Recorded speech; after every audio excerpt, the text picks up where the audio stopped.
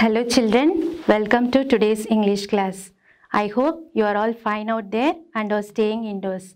Please follow the instructions and precautions as stated by our government and protect yourself and your family from the infection. So let us start our class today. Today here we are going to see unit number 2, supplementary reader. We are just revising the supplementary reader, that is Jim Corbett, the hunter turned naturalist. You might have learned the lesson in the earlier classes. Now we are going to see just the gist of the story or the lesson. Okay, Edward James Corbett. Edward James Corbett was popularly called as Jim Corbett. He was a famous wildlife photographer, tracker, writer, naturalist and a hunter. Jim Corbett always believed that hunting animals is against the laws of humans. He has also advocated that hunting an animal, especially tigers, hunt down the humans only when they are not able to hunt other animals, that is when they are sick or hurt. The British government had requested Jim Corbett's help to save the lives of the Indian people from the deadly Champawat tiger. The deadly tiger had killed over 436 people in the Kumon area of India and Nepal. It had forced the peoples to stay at home, fearing for their lives. So Jim Corbett has decided to help the people by saving their lives. So he shot down the tigress in the year 1907 by arranging a bait with the help of 300 villagers. But Jim Corbett is always against the habit of hunting and deforestation.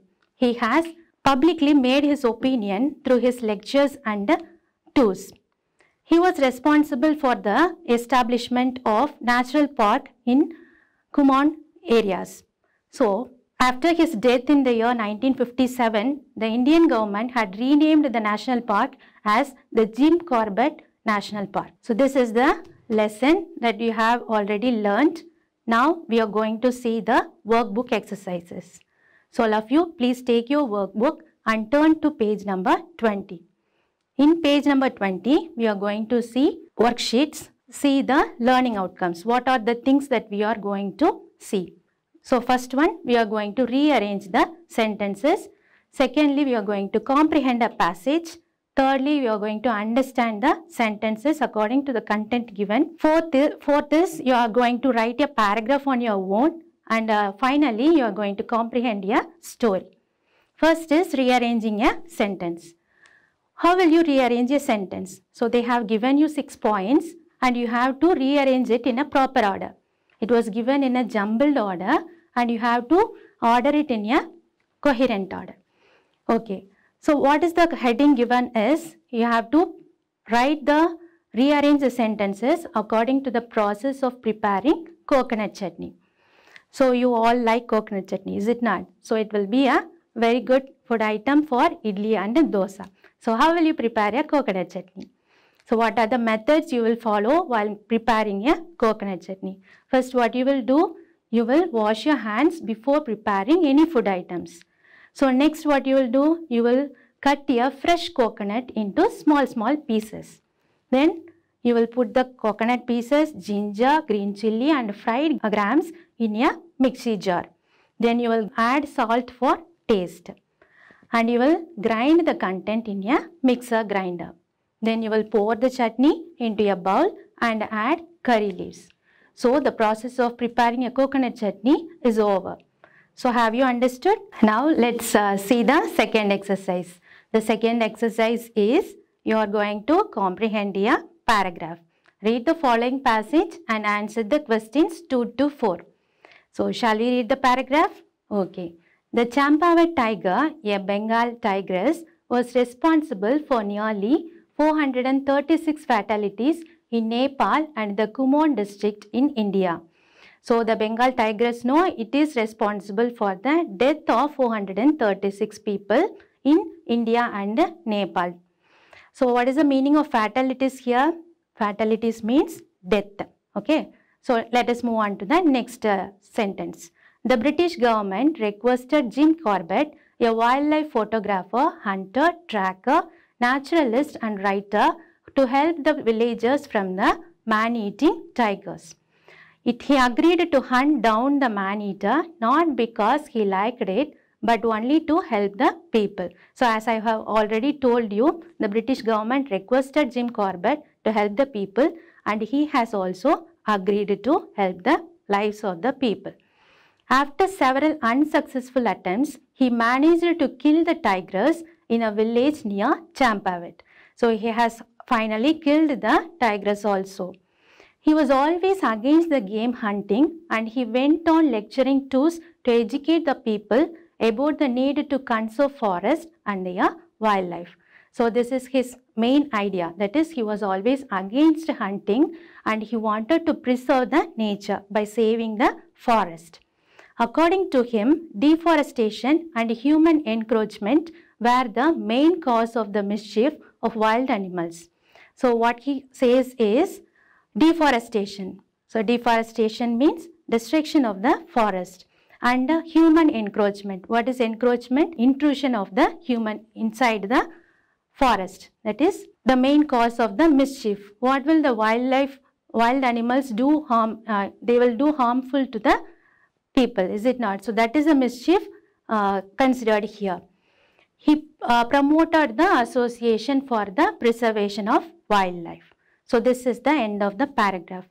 You have read the paragraph and I think you might understand what was given in the paragraph. Now shall we see the questions? Okay, second question, the word fatalities in the passage means. What is the meaning of fatalities here? So fatalities means, I have already told you, so it means deaths. Okay. Mischief of wild animals in the passage means. What is the mischief created by the wild animals to human beings? That is harmfulness. Okay. Suggest any one idea, Jim Corbett, to free the villagers from tigers without killing it. So they are asking a question to you, that is, you have to suggest any one idea. So Jim Corbett had decided to kill the tigress to save the life of the people. Without killing the tiger, what idea can you give to save the tiger, to save the people? So it depends upon you. It is up to you, and you have to think of your own idea and write the answer. Okay, what is the third exercise given? The third exercise is, they have given you 4 sentences and you have to read the 4 sentences and you have to fix them in the correct boxes. So they have given you 2 boxes there, is it not? What are the 2 boxes? One is afforestation and the next one is deforestation. What is deforestation and afforestation? You have already learnt it, but let me remind you again. What is deforestation? Deforestation is, in Tamil we can call it as kaadu azhippu, and deforestation is the destruction of trees and forests for human habitation and use. It is the result of industrialization, globalization and urbanization. So now you have understood what is meant by deforestation. Next we will see about afforestation. Afforestation is just the opposite meaning of deforestation. What does it mean? Deforestation means kaadu azhippu and afforestation means kaadu valarppu. Okay, so afforestation is the planting of trees in a previously barren environment. It can ensure balance and survival to all life on the earth. So now I have told you the meaning of deforestation and afforestation, and then it is now your duty to fix them in the correct boxes. Okay, now let us move on to the 4th exercise. The 4th exercise, they are asking you to write a general paragraph. Write a paragraph on the causes of deforestation and conservation of forest. They have asked you to write at least 5 sentences. That means you can write more than 5 also. So what are the reasons for causes of deforestation? Why does deforestation occurs? So deforestation occurs due to several reasons, is it not? What are the primary causes of deforestation? We are destroying the forest because for agricultural activities, livestock ranching, illegal logging, urbanization, desertification of land, mining, forest fires, for overpopulation. So these are the reasons for the destruction of trees and forests, and that leads to deforestation. So what can be the steps to be taken for the conservation of forest? Firstly, the government has to take the measures, is it not? So they have to prepare a regulated and planned cutting of trees. They have to check over forest fires and check over the clearance of agricultural purposes, protection of forest, so proper utilization of forest products and forest. So you can write your own points also, you can browse it and also can find out the answer. Okay, now let us move on to the last exercise of the worksheet, that is paragraph. They have given a paragraph of a story and you have to comprehend the story and write the answers for the questions that follow. So you all like stories, is it not?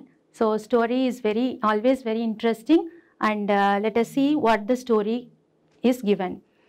A slave, ill-treated by his master, runs away to the forest.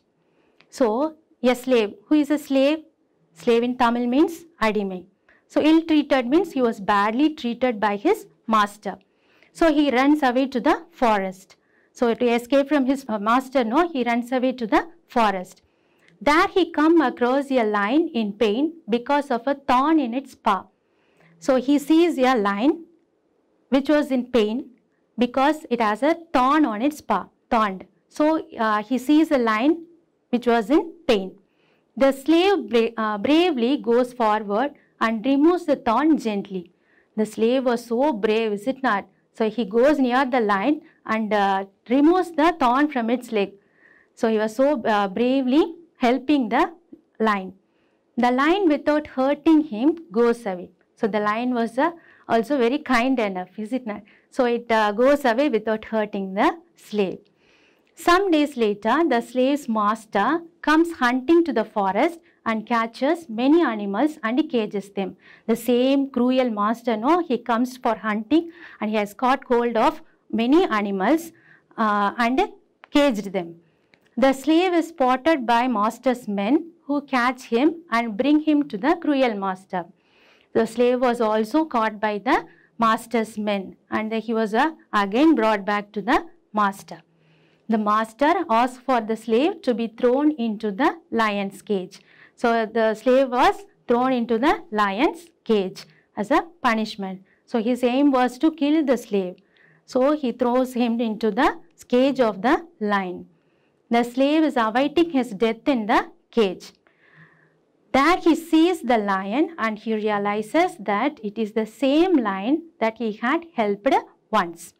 So he understands that it is the same lion that he had met in the forest and whom he helped to relieve of its pain. The lion does not hurt him and saves his life. So the lion reciprocated its kindness by saving his life. So this is the end of the story. Now we are going to answer the questions. First, what is the question given? Suggest a suitable title to the story. What title can be given to the story?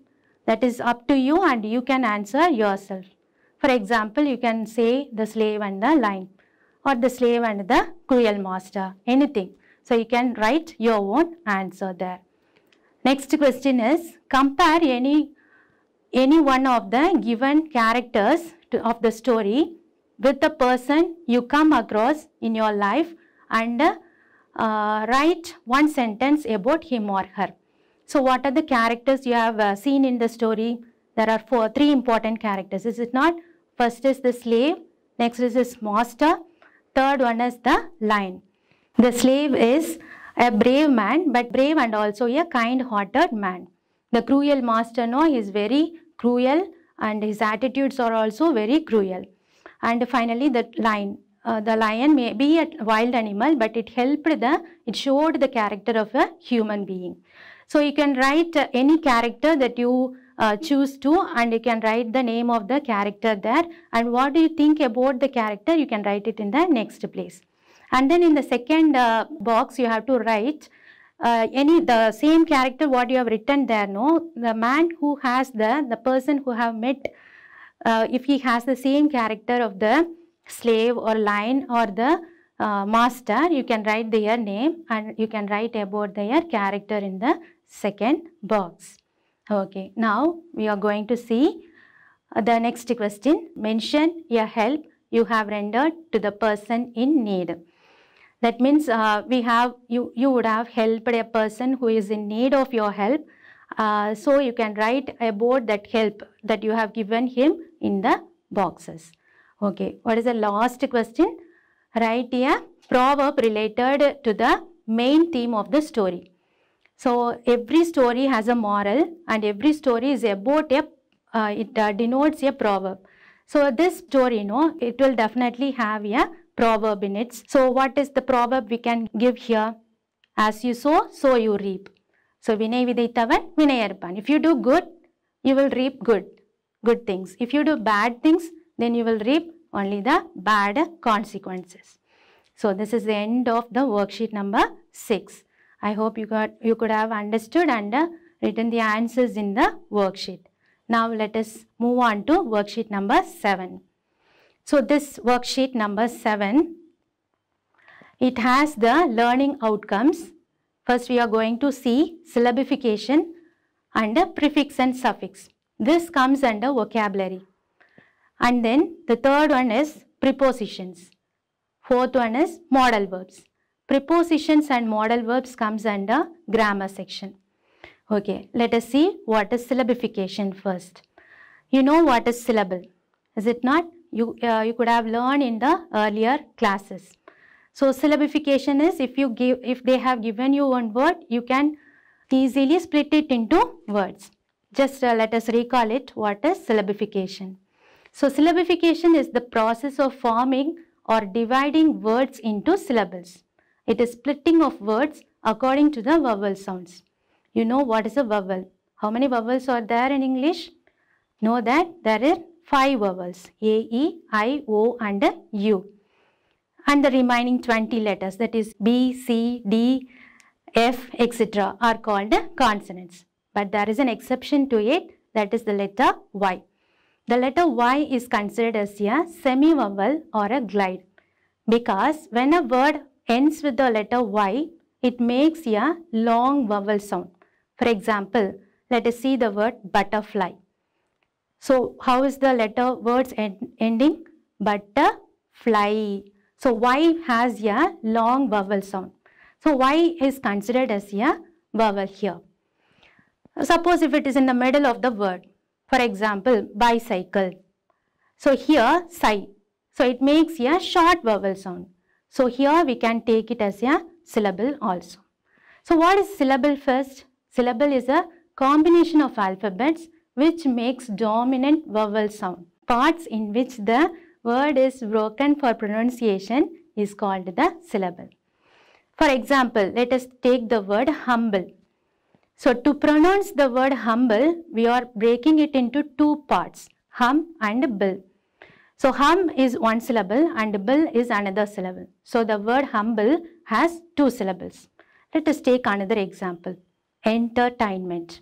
So to pronounce this word, the entertainment, so we are broken into 4 parts, en, ter, tain and ment. So it has 4 syllables. And these 4 syllables help us to pronounce the word. Okay. According to the number of syllables, there are 6 types of syllables. First one is monosyllabic words.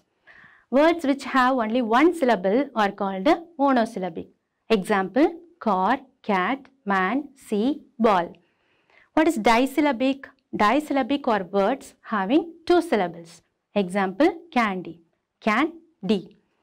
Rubber. Rub-bur. Next is trisyllabic words. Words having 3 syllables. Example, beautiful. Beau-ti-ful.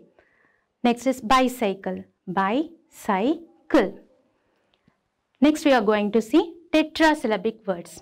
Words having 4 syllables are called tetrasyllabic words. Economy. E-co-no-me. Generation. Gen-er-a-tion. So that is 4 syllabic words, tetrasyllabic. Next is pentasyllabic words.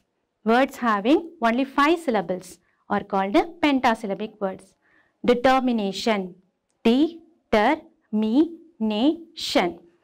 Personality, personality. Next, let us see polysyllabic words. Words having 6 or more syllables are called polysyllabic words. Identification, identification. Humanitarian, humanitarian. So in this way we can split the syllables. What is the exercise given in the first one? Syllabify the following words. So I have told you how to pronounce the word according to the syllable. Now try. How will you syllabify the word butterfly? So butterfly has 3 syllables. What are they? Butterfly. Very good. What is monkey? Monkey. So it is a 2-syllabic word. Then next one is bicycle. Bicycle has 3 syllables. What are they? Bicycle. And the fourth one is candy. Candy is a 2-syllabic word. Can and D. Okay, next we will see the second exercise. They have given you words and you have to identify whether it is a monosyllabic, disyllabic, trisyllabic or pentasyllabic word. So what are the words that comes under monosyllabic word? Yes, very good. Man and car. What are the words for disyllabic? Delay and welcome. And for trisyllabic, legible, wonderful. For pentasyllabic, examination and determination. Okay. Now next we will move on to the next topic, prefix and suffixes. What is a prefix? Prefix is an affix which is placed before the root word. Adding it to the beginning of one word changes it into another word. ஒரு வேர்டோட முன்னாடி நம்ம சேர்க்கிறது தான் prefix. For example, let the root word be happy. If you add a prefix un to the root word, it becomes another word unhappy. Similarly, the prefix re is added to the root word write, it becomes a new word rewrite. The prefix by, when added to the root word cycle, it becomes a new word bicycle. When the prefix un is added to the root word expected, it becomes unexpected. Okay, now can you fill up the third exercise? So the third exercise is you have to write the correct prefix of the words. Now tell me, healthy, unhealthy, union, reunion, possible, impossible, sense, nonsense, take, mistake, obey, disobey. Okay, very good. Now let us see what a suffix means. Suffix is an affix which is placed after the root word. These suffixes change the meaning or grammatical function of a root word. So as the suffix means, you have to add it to the end of the word, root word. Wordukku pinnadi sekkradhu adukku peru da suffix. For example, when you add the suffix to the root word happy, it becomes happiness. When you add the suffix to full to color, it becomes colorful. When you add the suffix ship to friendship, it becomes friendship. So we have learned what is suffix also. Next, now fourth exercise. See the fourth exercise. Make a meaningful word using the suffix full and frame a sentence of your own using the word. So the suffix they have given is full. You have to add the suffix full to your root word and you have to create a new word. What are the words you can form? So full, wonder, full, wonderful. Color, full, colorful. Success, full, successful. So you can make many more words like this. So you have to use the word in a sentence of your own also. Frame a sentence of your own there. Okay, next fifth exercise. What they have given? Fill in the blanks with a suitable prefix or suffix. So they have given you a paragraph and they have given the words inside a bracket. So reading the bracket, you have to fill the blanks with the either suffix or prefix. So beauty becomes beautiful, bad becomes badly, happy becomes unhappy, lucky becomes unlucky, comfortable becomes uncomfortable. So according to the passage given, you have to change the word either by using prefix or by using suffix. Okay, next we go on to the next topic, modals. So what is a modal? Modals are helping verbs. So modal is a type of helping verb. So it denotes the intention of the speaker, is a process of writing a modal. So it expresses ability, possibility, permission, obligation. So what are the modals that we use are? We use will, would, can, could, may, might, shall, should, dare, need. So these are the modals. Now let us see the exercises. The exercises given is question number 9. Complete the following passage using the appropriate modals in the blanks. You dash live without food and water for some times, but you dash not live without water. So what can be written there? You may live without food and water for some times, but you cannot live without air. The air dash sometimes cause infection in the nose, so you dash be careful about it. So the air may sometimes cause infection in the nose, so you should be careful about it. So there comes may and should. Okay, now let us see the last exercise. Write 2 dialogues using suitable modals for the given situation. So it is up to you and you can yourself answer the question. So what is the question given? You want to go to a party and you are asking permission to your dad. So you want to go to the party. So as you are a student, you have to get permission from your father, is it not? So you are going to ask permission from your father. He tells that you can't go and reminds you to study for an important exam you have the next day. So as a father, he is responsible for your all success, is it not? So he tells that you have an exam tomorrow, then how can you go? So he is not allowing you to go to the party. So this is the situation given. So you have to frame the dialogues according to this situation. So what you will do? You will say, Dad, can I go to the party? You will ask, can I go to the party? You are asking permission from your father.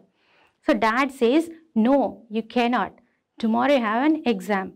You shall study for that. So he says that he is not giving permission, no. So he says that you cannot go for the party because you have an exam tomorrow and you should study for that.